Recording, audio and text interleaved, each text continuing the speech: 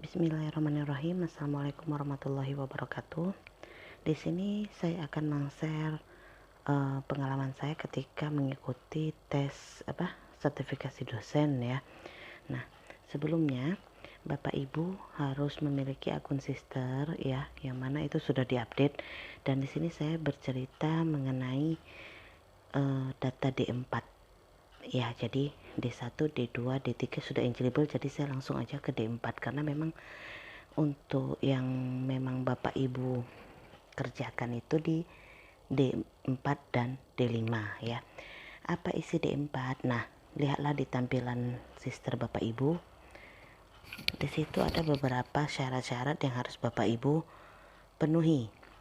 Apa aja? Ada pas foto, validasi, kemudian ada persepsi dan lain sebagainya. Nah, di sini ketika saya mencoba, yang pertama sekali saya isi adalah PLTI.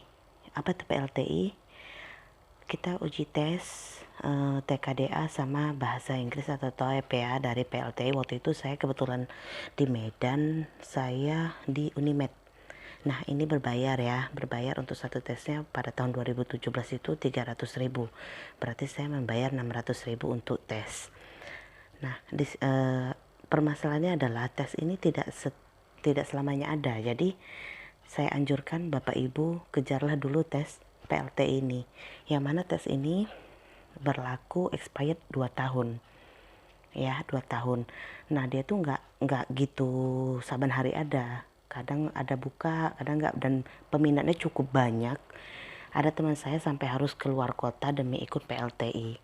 Ingat ya, di D4 syarat-syaratnya apa aja itu harus dipenuhi semuanya. Makanya saya lebih utamakan kejarlah yang PLTI terlebih dahulu. Kalau yang riwayat hidup bisa nyambi ya Bapak Ibu ya.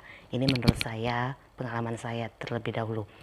Nah, apakah ada passing grade? Sebenarnya nggak ada, semua pasti lulus ya, karena kan nilainya tertera langsung di situ. Tapi yang harus Bapak Ibu ingat, jika Bapak Ibu mau lempeng, maksudnya mau tenang ketika ikut cerdos, minimal Bapak Ibu harus memiliki nilai 4. Maksudnya apa 4? Ada itu konversi nilai menurut PLTI ya. Misalnya waktu itu saya ingat kali bahasa Inggris saya dikit banget, cuman 42. 42 itu dikonversikan ke 3. Kemudian numerikal saya dikonversikan ke 5. 5 tambah 3 berarti 8 ya. 8 dibagi 2 berarti 4. Nilai 4 itu cukup pas-pasan ya Bapak Ibu ya. Bolehlah Bapak Ibu nanti baca panduan sertifikasi dosen, ada di situ tertera semua. Nah, kemudian Bapak Ibu nanti tinggal masukin aja, pilih. Nah, jadi gini, bukan berarti kita habis PLTI selesai, enggak. Jadi Bapak Ibu lah yang bisa masukkan ke sisternya. Nah, seandainya Bapak dan Ibu sudah lektor dan memiliki sertifikat pekerti, bolehlah untuk mengganti salah satu aja ya Bapak Ibu. Misalnya yang rendah bahasa Inggrisnya, berarti yang di bahasa Inggris itu boleh diganti pakai sertifikat dari pekerti jika Bapak Ibu sudah lektor. Nah, itu dia. Nah, kemudian setelah ini tercapai yang 1-2 ini ya, barulah saya mengisi validasi, unggah pas foto, riwayat hidup, dan mengisi instrumen persepsional ya. Nah, di sini saya merasakan tahap ini sulit, sangat sulit. Kenapa? Menyusun CV itu kan nggak sembarangan ya Bapak Ibu ya. Ingat ya, waktu saya dulu saya buat CV, karena setelah saya buat CV, saya akan menceritakan CV saya di D5. Jadi buatlah, jangan sampai Bapak Ibu salah-salah. Misalnya, aduh penelitian saya semalam 3 saya buat di CV, ternyata penelitian saya 5. Terus Bapak Ibu ceritakan di D5-nya jadi 5, itu kan udah nggak konsisten. Jadi kalau memang 3, ceritakanlah 3. Nah, validitas biodata peserta berarti Bapak Ibu nanti tinggal buka, klik, dan isi semua biodata Bapak Ibu. Kemudian tahap yang selanjutnya unggah pas foto ya. Nah, ini dia yang isian daftar riwayat hidup. Nah, itu dia. Bapak Ibu susunlah sebaik mungkin ya. Saya waktu itu kan belum pakai sister ya, masih pakai website langsung. Jadi saya susun di Excel gitu, diajari dari atasan saya juga. Susun di Excel baru saya masukin. Nah, kemudian masuk tahap yang terakhir, mengisi instrumen persepsional diri. Nah, nanti Bapak Ibu akan dapat 10 kunci token gitu ya, dimana 5 untuk mahasiswa, 3 untuk rekan sejawat, 1 untuk atasan, dan 1 untuk diri sendiri. Oke, nah itu semua sama pertanyaannya, jadi kayak angket gitu ya. Yang dinilai adalah kemampuan pedagogik, profesional, kepribadian, dan sosial.